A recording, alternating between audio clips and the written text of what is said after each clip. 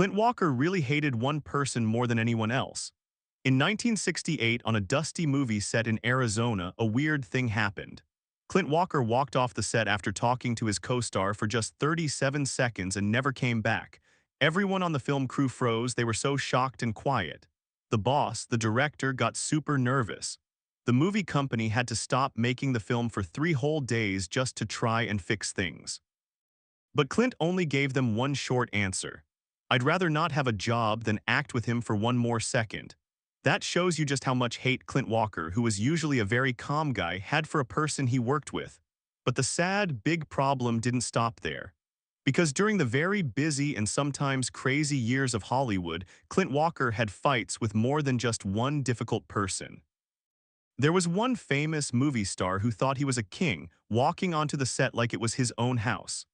Another actor once played a mean trick, telling the crew to rub oil on Walker's face, which made him look blurry on the screen. But the scariest one was a main actor who drank alcohol like it was water right on the set and treated the other actors like bags he could punch to practice being real. Who were these guys? Keep watching the video until the end because the last name will make you see everything in a whole new way. 1. Burt Lancaster. Burt Lancaster, the man who thought he was the world's teacher. Clint Walker once told a few friends that out of all the famous movie people he had met, no one made him more tired than Burt Lancaster. Clint agreed that Burt was a legend, but with that bright fame came a bad habit that everyone in Hollywood tried to stay away from. He just had to give lectures and teach everyone else. The person who got taught the most was Clint Walker. Every time Clint was about to walk into a scene, Lancaster would put his hand on his shoulder. "Let me show you Clint." Lancaster would start in the serious voice of an old man. "You're breathing too fast. Your eyes must show the anger of a man who has lost everything, not the confused look of a little boy who has lost his mom." But he didn't stop there. Lancaster tried to fix everything. How to hold the ropes, how he walked, how his mouth moved, his breathing. To him, every young actor was just a student, and Hollywood was the classroom where he had made himself the teacher. What made the problem worse was that Lancaster was afraid of being outshined. As soon as the director, Marty Cohen, said Clint Walker did a great job, Lancaster would jump in right away. He'd move the camera angle, or even worse, he'd ask Clint to do it again for no good reason. And then one day, that overly proud attitude went too far, changing Lancaster from a helper into a person no one could stand. It was a very important scene where Clint's character had to be really sad and cry. The camera moved slowly. Clint let out a choked cry. It was a real, quiet, and strong acting job that made everyone on the set feel something. Cut. "Great job, Clint. That's the best take I've seen in years." Director Marty Cohen jumped up from his seat. Over 40 people on the set clapped their hands, but then the thing you wouldn't believe happened. Before the director could even leave his chair, Lancaster stepped out. He stood exactly where Clint had been, put his hands on his hips, and acted out the entire scene again while dozens of people watched in surprise. When he finished, Lancaster looked straight into the camera and said proudly, "You did it wrong. This is how a professional actor does it." Clint stared, not blinking. He couldn't understand what in the world this crazy man was doing. Then Clint answered, "Is that right? Well, I didn't know that," and then he gave a small laugh. "If I needed a teacher, I'd have gone to acting school. I came to Hollywood to be an actor. I don't need a guy like you lecturing me." Lancaster froze in the middle of his little show. His face, which was usually full of proud confidence, was now white with anger and shock. Being embarrassed in public by a young actor in front of the whole film crew was something he had never had happened to him. Not able to deal with it, Lancaster gritted his teeth, turned, and yelled at the director, "This take is ruined. I will not work another minute in this unprofessional place." He didn't wait for an answer, walked straight to his fancy car, and immediately left. From that day on, these two men never appeared together, never worked on the same film, and never said hello to each other for the rest of their acting lives. And that is how Burt Lancaster ruined a relationship all by himself. But if you think Lancaster was the only one in Hollywood who tried to tell his coworkers what to do, you'd be wrong. Because right after Lancaster, Clint Walker had to deal with someone even more scary. 2. Steve McQueen. Steve McQueen, the king of mean tricks and master of stealing the light. In 1960s Hollywood, there was Secret name people used for some filmmakers, the Light Thief. And Clint thought no one deserved that name more than Steve McQueen. Clint said McQueen didn't have to try to be the one everyone looked at, but it was his cold planning and the way he tried to survive like a Hollywood wolf that made him special. McQueen didn't need to work hard at acting, he had a natural sense. He always knew exactly where the camera was, who the light was shining on, and how many steps he needed to move to steal the whole picture for himself. Many co-stars told stories that as soon as the director yelled action, McQueen immediately changed into a different person. If the light was shining perfectly on his co-star's face, McQueen would secretly move just enough for the light to change its angle and push the other person into a dark shadow. Why did he do this? Simply put, McQueen never let anyone shine brighter than him. It didn't stop there. He also gave the camera crew the most silly orders. Raise the camera angle even by a little bit to make him look taller and make the light dimmer when acting with any other handsome man. That bad habit started a secret rule in the movie business, the McQueen method. It was the way of doing anything to make a coworker look worse just to make the cool of the king of light stealing stand out. And Clint Walker, with his calm way and huge body, was the only person who truly made Steve McQueen feel scared. Walker didn't need to take over the picture, but his pure good looks were enough to make the light thief feel in danger. Because of this, from the moment he first saw Walker, McQueen decided, I have to crush this powerful look.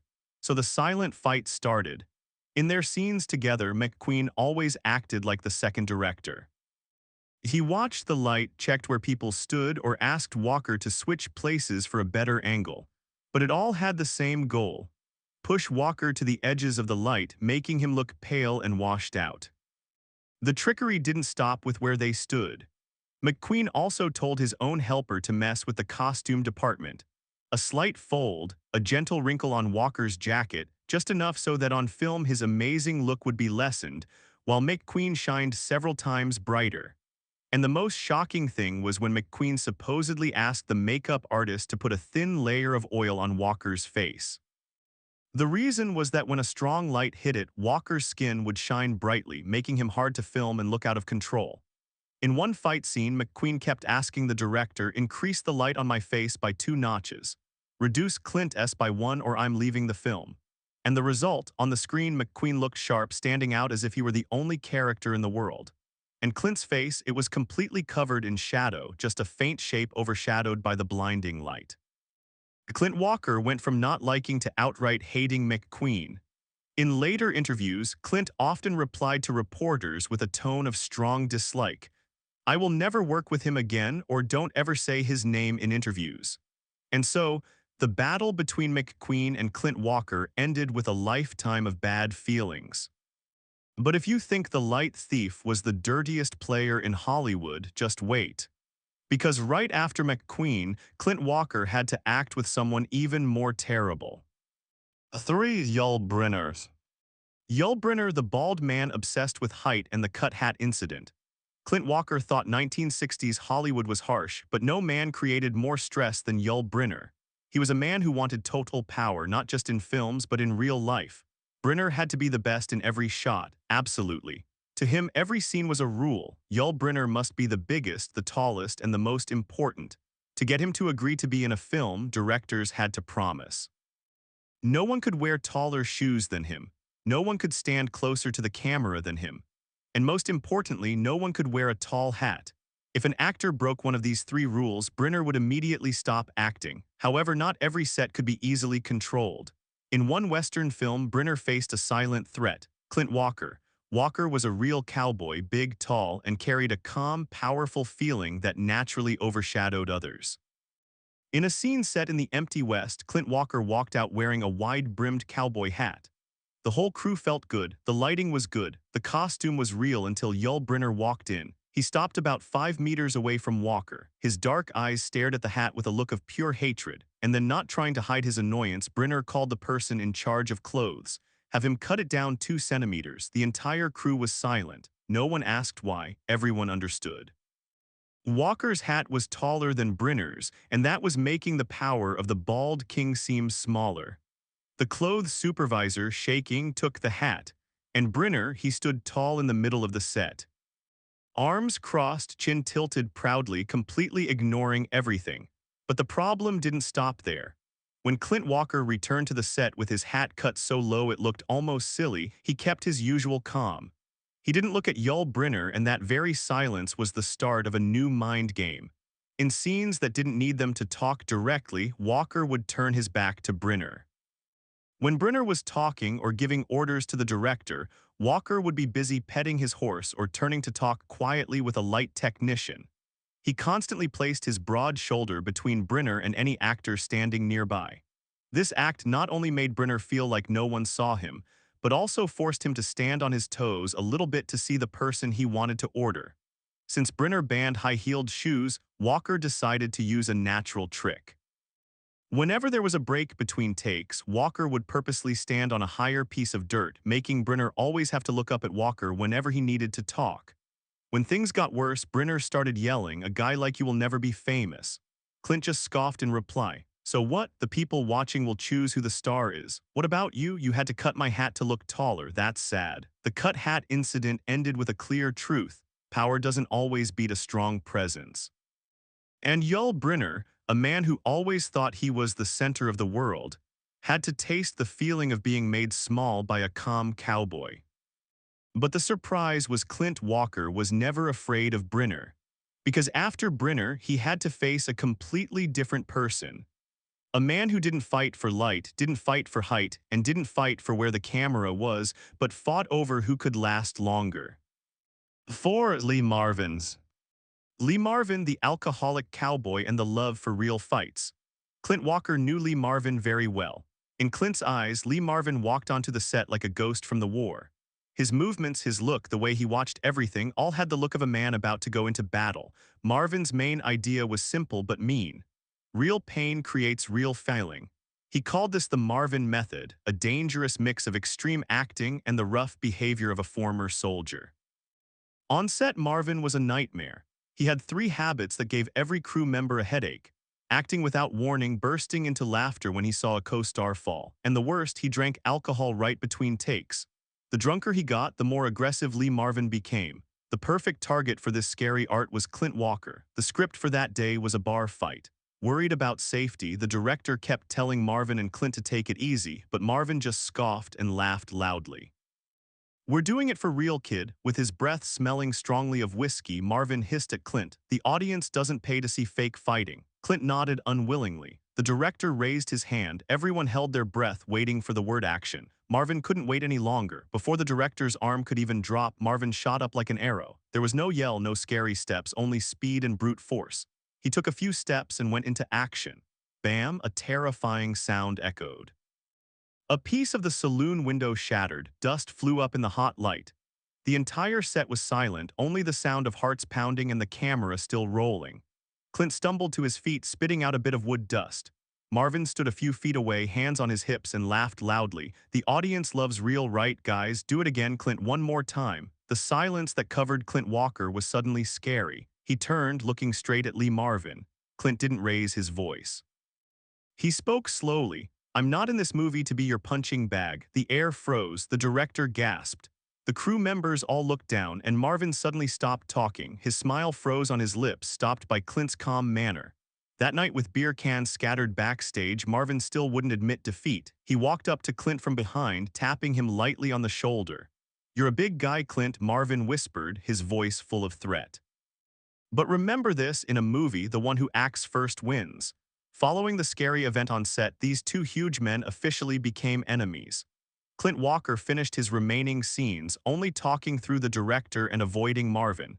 For Clint, Marvin laughing at another person's pain was a moral flaw that couldn't be forgiven. Immediately after the film finished, Clint made a clear request: never be put in a film with Lee Marvin again. As for Lee Marvin, even with his reputation for being wild, he never successfully challenged Clint Walker. Maybe for the first time, he realized that there were some people his craziness couldn't beat, but only made himself look more sad. Marvin continued his great career, but he always kept away from any film that had Clint Walker's name on it. But what Clint didn't realize was Marvin was just the first test. Because behind the set door, another storm was waiting. Not a drunken, crazy person, not a guy obsessed with physical pain, but a legend who believed all of Hollywood should bow down to him. A man who thought all his co-stars were beneath him. A man who thought no one was worthy of sharing the same picture with him. 5. John Wayne. John Wayne, the man who believed no one was his equal. Clint Walker once said that if 1960s Hollywood had one person who truly made the entire set change color, it was John Wayne. To Clint, Wayne was more than just the symbol of the Western movies. He was so powerful he interfered with the filmmaking, even getting actors removed if he wanted to. But behind the scenes in Hollywood, Wayne was also known for a bad habit that made many coworkers careful. He had an ego as huge as his body when he was younger. Wayne believed no one was on his level in the cowboy movie world. He looked for other people's mistakes and often criticized young actors as people who lacked courage. However, there was one group of people that made the Duke's anger boil the hottest. Actors who were too handsome. He believed good looks aren't needed and men need to be better at riding horses than looking pretty. And Clint Walker, 66, a calm steel tower with a quiet way that needed no show-off, fell exactly into that last group. The problem started one hot morning under the burning sun of the Arizona set. John Wayne stared at the screen where Clint Walker was practicing a scene. His look was constantly studying, full of dissatisfaction. Wayne said clearly in a loud voice that allowed no argument, "Clint Walker isn't tough enough. He acts like a machine that's stuck." This message had to be passed on. The messenger was a young helper, his hands shaking as he held his notepad. "Clint," he stuttered, swallowing hard. John Wayne said, "You lack grit." The area around them became quiet. Crew members pretended to be busy, but they were waiting for a fight with words. But Clint Walker just stood there and gave a small laugh. "Lack grit? He must be talking about someone else, not me. Tell him to look at himself first." Wayne heard that and the blood rushed to his head. He was famous for his unconquerable ego, but extremely sensitive to anyone who dared to question the Duke Wayne image. He slammed his coffee cup on the table. "Who does that kid think he is?" The makeup artist said that Wayne ground his teeth the whole time, needing his makeup reapplied 3 times because his jaw muscles kept moving. Not stopping at complaints, John Wayne wanted to control everything. Who stood to his left or right in the picture? Which angle made him look most important? And which actors were good enough to share the spotlight? In Wayne's eyes, Clint Walker, too tall, too handsome, was a huge mistake in choosing the actors. Wayne began to put pressure on. He demanded the director reduce Clint's close-ups, pushing him to the edges of the frame. At one point, he even suggested have him stand 3 steps further away. The frame will be more balanced. The director, who knew very well about the Duke's sudden bursts of anger, looked at Wayne like he was a giant, spoiled child, but he was still forced to nod, unwillingly agreeing to avoid causing trouble. The most intense part was that afternoon. The two men happened to be standing near each other in a scene. Wayne suddenly walked over and said in a mean voice, "You should be thankful to be standing next to someone like me, you rookie." Clint quickly replied, "You're wrong, Duke. I don't need to stand next to anyone to prove I'm a man." Wayne froze. Clint's reply was not a challenge. It was a statement from a man. A clear, strong refusal of the power Wayne had always believed to be unbeatable. From that day on, Clint Walker avoided John Wayne like the plague. He no longer wanted to talk, no longer wanted to listen to any more superior advice from the Duke. He had said what needed to be said, and he didn't want to see the man for another minute. The incident with John Wayne closed like a door being slammed shut, leaving behind a hurt ego and a silence that lasted for the rest of the film. But Clint Walker didn't know that Wayne was just a quick stop, because just when he thought he had safely escaped the Duke's huge shadow, Hollywood threw another test at him. 6. Charlton H. Charlton H., the man who thought he was a pharaoh. Charlton Heston was more than just the star of big historical movies.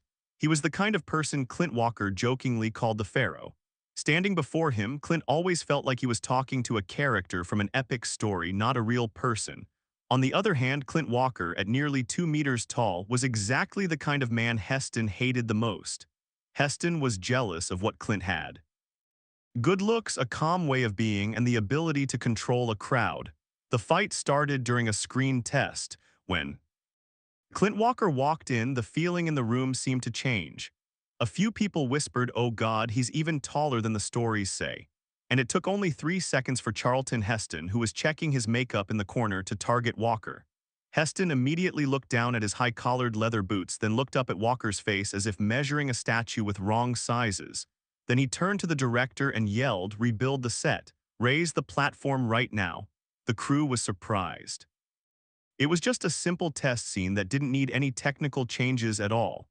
A young assistant asked her why. Heston replied in a cold tone, "Just do it, don't ask questions." However, Heston still didn't stop. He pointed straight at Clint Walker. "A guy nearly 2 meters tall is better suited to be a background guard than acting with me." Clint Walker heard every word of the insult clearly. He stayed calm. The entire audition room held its breath, waiting for an explosion, a sharp comeback, and anger that matched the public embarrassment. But Walker just slowly said, "No need, Mr. H." Walker said, Walker continued, his pale blue eyes looking straight at Heston. "No need to raise the stage." He slowly reached out his hand, gently lifting a metal folding chair. It was the chair Heston often used to watch the less important actors. "I will act this scene while sitting." Suddenly, the balance was flipped.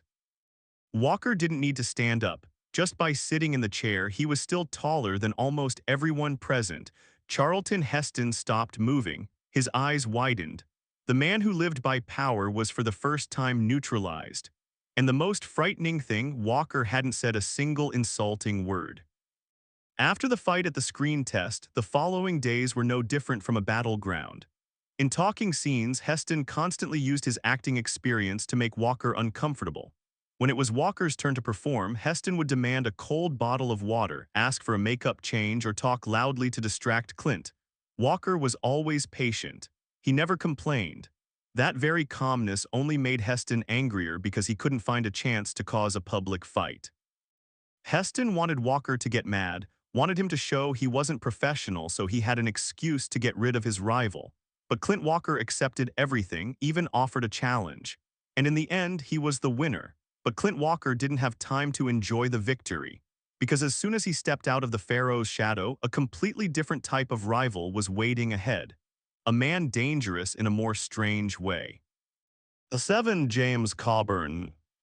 James Coburn, the man who constantly mocked others. James Coburn wasn't just an actor. He was a collector of movements and voices.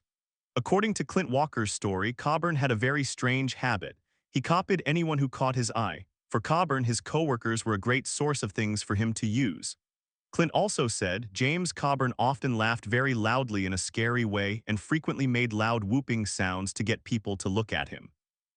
Among his co-stars, Clint was the most heavily affected. Coburn seemed to see Clint as a personal artwork, and he copied his co-worker in every situation, from his famous smirk to his slow walk.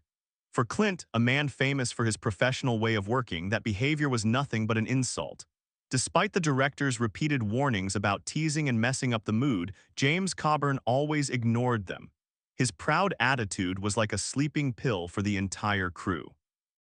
But that night, everything went past the limit of what could be taken. The set was dark. The next scene was a very intense emotional fight, one that needed total focus after 14 hours of tiring work. The entire crew was tired, stressed, just hoping to finish this scene and get some rest. Everyone was holding their breath, waiting for the action signal from the director.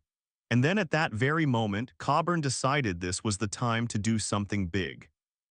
He stepped out among the technical crew, lined in, copying Clint's classic pose. Coburn took a deep breath, then spoke, copying Clint's deep, almost whispering voice. "If you want me to say anything, it's I want a cup of coffee, strong, no sugar, and hurry up." Coburn emphasized hurry up with a wink. The group burst into loud laughter. Coburn spread his arms as if greeting an audience, but he didn't stop. He continued to turn to Clint, using that mocking voice to playfully put the blame. "Look at this guy," Coburn said, his face full of smugness.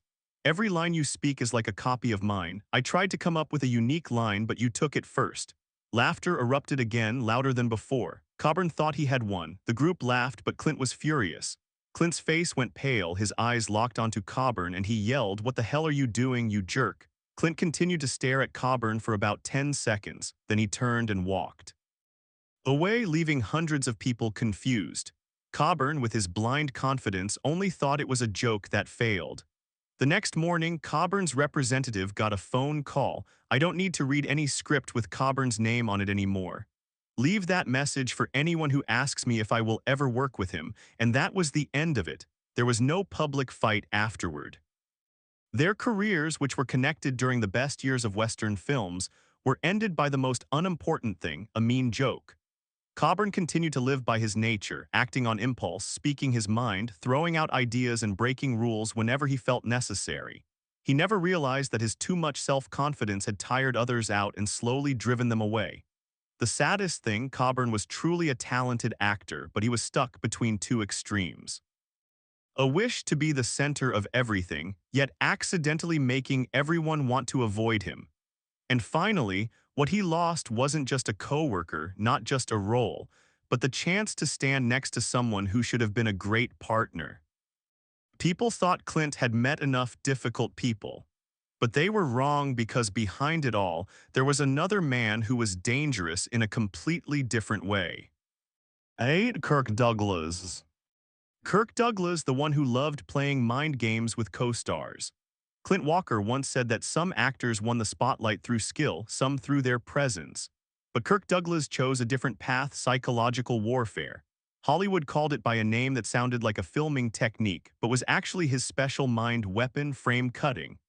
As the camera was about to start, Douglas would move his standing position by just half a step, enough to move closer to the center of the frame than Clint. Lessen Clint's screen time, Douglas would whisper with the smile of a professional manipulator. He's too big. He breaks the composition.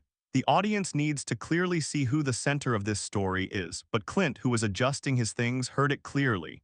His fingers clenched white, not from a burst of anger, but from an absolute coldness seeping into his heart. It wasn't criticism of his acting. It was a clear attempt to change reality so that Douglas alone could shine. Immediately after, Douglas stepped back into position. His look swept over Clint and a smile broke out. It was as if to say, "Oh, you think you deserve to stand out? Sorry, I'm the one who decides who is seen and who is overshadowed." But it didn't stop there. Late one afternoon, after the scene was finished and everyone was packing up, Douglas made a comment about how some people needed to learn to stand away from the main star. Clint turned around slowly, strongly.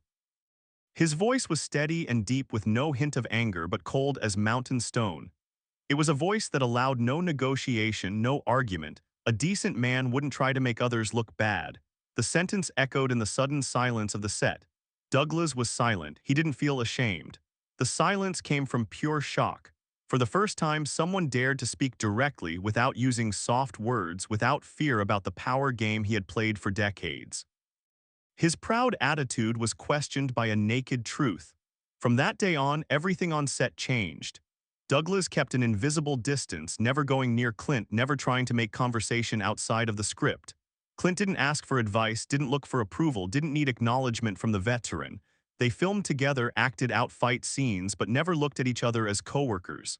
In their eyes, there were only the characters, only the job.